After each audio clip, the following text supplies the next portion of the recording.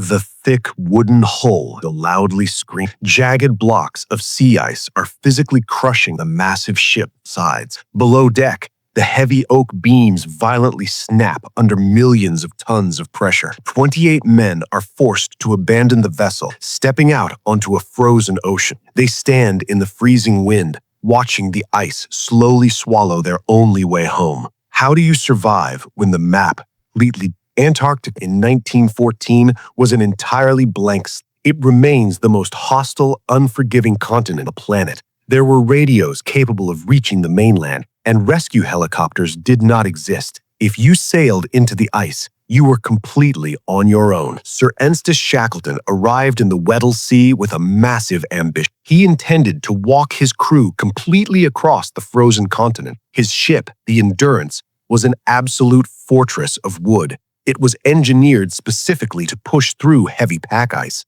But the Weddell Sea does not behave like a normal ocean. In late January, the temperature abruptly plummeted. The ice rapidly froze, locking around the hull of the Endurance like a concrete vice. The ship was trapped. The crew tried to physically chop the ice away with heavy pickaxes and long saws. It was entirely useless. The ocean had hardened into a solid white desert extending for hundreds of miles, and this is where the timeline completely stops. They could sail forward, and they could not reverse. They just had to wait for the spring thaw to melt the ice. But the thaw never came. As the long, dark Antarctic winter set in, the massive ice floes began to shift. Millions of tons of frozen water collided, pushed by the deep ocean currents below. The pressure transferred directly into the wooden hull of the ship. For 10 agonizing months, the men lived inside a dying. The sound of the pressure was constant. The heavy oak beams groaned loudly, mimicking the sound of a crying animal. But there was a man on board making sure this nightmare was documented. Frank Hurley was the expedition's official photographer. He carried fragile glass plate negatives and a bulky, heavy camera. He didn't just hide below deck. Hurley walked out onto the freezing ice and set up his tripod. He captured stunning, high-resolution photographs of the ship trapped in the frost. The visual evidence he collected looks like it was shot yesterday. It shows men playing soccer on the frozen ocean, desperately trying to keep their minds sharp. But the images also capture a slow, creeping horror. You can see the ship slowly tilting. You can see the thick ice physically climbing up the sides of the hull. In October of 1915, the ice finally delivered the fatal. A massive pressure ridge violently slammed into the side of the Endurance. The timber hull ruptured. Freezing seawater flooded the engine room in seconds. Shackleton gave the immediate order to abandon ship. 28 men evacuated onto the unstable sea ice. They unloaded 3 small wooden lifeboats, their sled dogs, and their meager food rack. Hurley waded directly into the freezing darkroom to rescue his sealed canisters of film. He stripped naked in the freezing water just to dive down and grab the glass plates. The crew stood on the ice and watched the Endurance slowly slip into surface.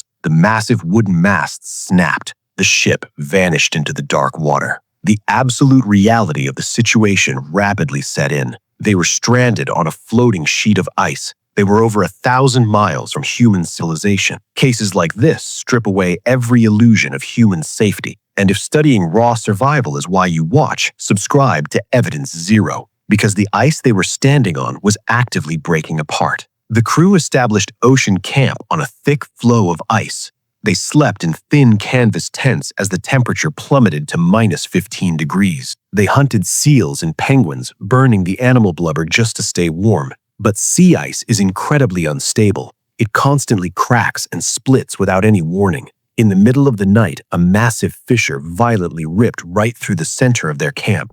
A crew member fell into the freezing black water, completely trapped inside his sleeping bag. Shackleton reached down and physically hauled him out just seconds before the heavy ice slammed back together. The men realized they could not stay on the ice floes. They had to reach solid land. They attached heavy ropes to the 3 wooden lifeboats and began dragging them across the jagged ice. Brutal, exhausting physical labor. The surface of the ocean was chaotic, filled with massive pressure ridge and deep slush.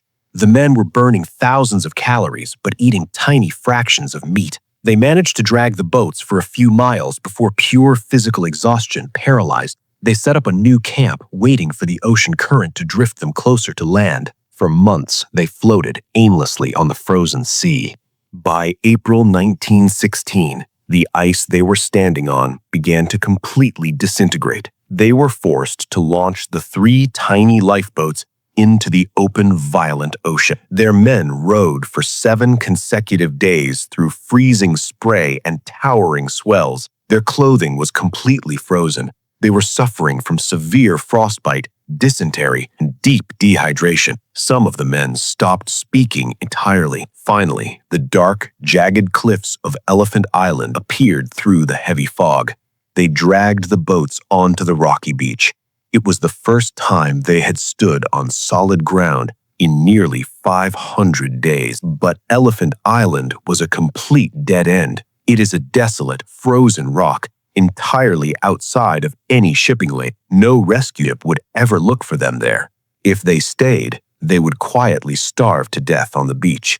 Shackleton made an incredibly desperate calculation. The nearest whaling outpost was located in South Georgia Island. It was 800 miles away. To reach it, they would have to sail a 22-foot open lifeboat across the Drake Passage. This is historically the most violent, dangerous stretch of ocean on the planet. It was a mathematical suicide mission. Shackleton chose 5 of his strongest men. He reinforced the tiny boat, named the James Caird, with scavenged wood and canvas.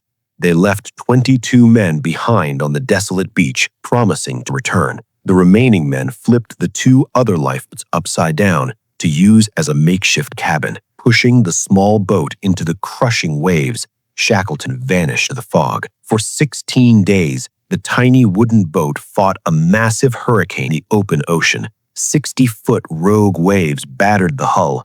The freezing water constantly turned to heavy ice on the deck. The men had to crawl out onto the slick wood with small axes to chip the ice away. If the ice accumulated, the boat would become top-heavy and instantly capsize. They bailed freezing water with their bare hands to keep the boat from sinking. They navigated using only a sextant, trying to find a tiny island in a massive ocean. If their mathematical calculations were off by even a single degree, they would miss the island entirely. They would be swept out into the empty Atlantic to die. But against all physical logic, the dark peaks of South Georgia finally appeared. They crashed onto the southern beach, completely exhausted. Their rudder was broken, and their drinking water was entirely gone. But the nightmare refused to end. The whaling station was located on the exact opposite side of the island. Between them and rescue was an unmapped mountain range covered in deep, treacherous glaciers. No human being had ever crossed the interior of South Georgia. Shackleton and 2 men left the boat. They drove metal screws into the bottom of their boots for traction. They carried 50 feet of rope and a single carpenter's adze. They climbed continuously for 36 hours without stopping for sleep.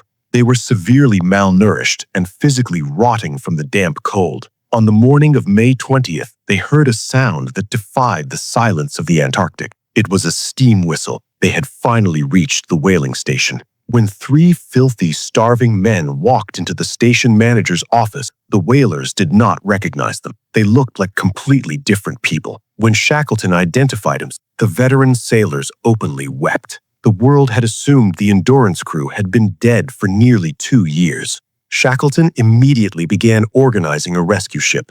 It took 4 separate, agonizing attempts to break back through the heavy pack ice. In August 1916, a Chilean tugboat finally reached Elephant Island. As the rescue vessel approached the jagged beach, Shackleton counted the figures standing on the shoreline: 22 men.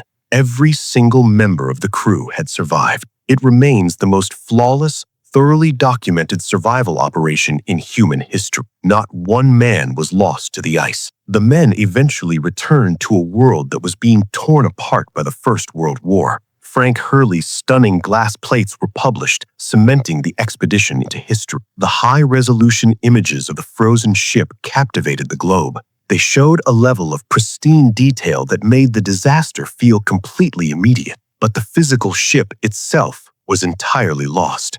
It was swallowed by the Weddell Sea, locked 10,000 feet down in the freezing dark. For over a century, the wreck of the Endurance remained completely hidden. It was considered the holy grail of undiscovered shipwreck. Then, in 2022, an advanced robotic deep-sea expedition launched into the same waters. They sent autonomous drones down to the seafloor. The high-definition cameras cut through the pitch-black abyss. They found it. The massive wooden hull was sitting perfectly upright on the bottom of the ocean. The freezing, oxygen-depleted water had completely prevented the wood from decaying. The ship's name was perfectly visible, carved into the stern.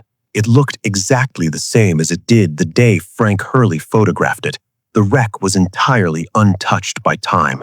They pulled the men off the ice. They brought the photographs back to the surface. But the ship never actually left the dark.